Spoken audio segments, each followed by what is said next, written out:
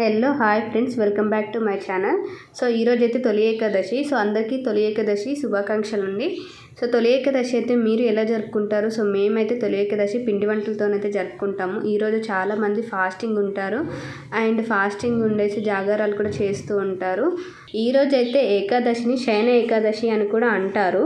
ఈరోజైతే విష్ణుమూర్తి మన పాపకర్మలను నివృత్తి చేయడానికి అలా కొన్ని క్షణాలు అయితే నిద్రిస్తాడండి. సో ఆ నిద్ర సమయం నుండి దక్షిణాయనం అనేది స్టార్ట్ అవుతుంది. మనం ఉత్తరాయణం వరకు అయితే నిద్ర సమయాలు అయితే పెరిగిపోతాయి. సో దాన్ని దక్షిణాయనం అంటే. సో మేమైతే పిండి వంటలు ఎలా చేసుకుంటామో అయితే ఫస్ట్ చెప్పేస్తానండి.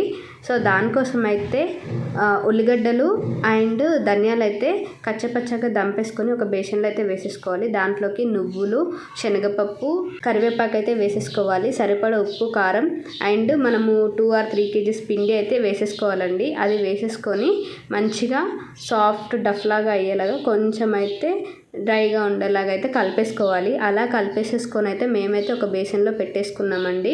దీన్ని అయితే ఆరిపోనివ్వకూడదు. సో కొంచెం మనం ఎప్పుడు తీసుకున్నా కూడా చాలా సాఫ్ట్గా రావాలి. దీన్ని చిన్న చిన్న ముద్దలుగా చేసేసుకొని ప్రెషింగ్ మిషన్లో అయితే పెట్టేసుకొని గారెలు అయితే ఒత్తేసుకుందామండి. అవి గారెలు అయితే చేసేసుకొని ఒక క్లాత్లో వేసుకోవాలి. ఎందుకంటే అవి కొంచెం డ్రై అయిపోతే మనకు మంచిగా కాలుతాయి అన్నమాట.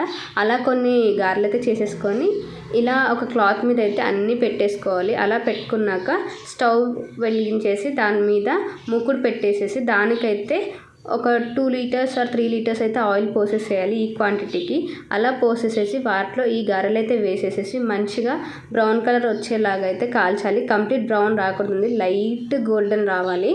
అలా వచ్చాక కరకరలాడుతుంటే తీసేసి అయితే మనము ఆయిల్ని కొంచెం పోయేలాగా ఒక ప్లేట్లో పెట్టేసుకొని తీసేసుకొని అయితే మనం డబ్బాలలో స్టోర్ చేసేసుకోవచ్చండి. మీరు ఈ తెలు పండగకి ఎలాంటి పిండి వంటలతో అయితే స్టార్ట్ చేస్తున్నారండి? సో ఈ పిండి వంటలు అయితే ట్రై చేసేసేయండి. మీకు నచ్చినట్టయితే లైక్, షేర్ అండ్ సబ్స్క్రైబ్ అయితే చేసేసుకోండి.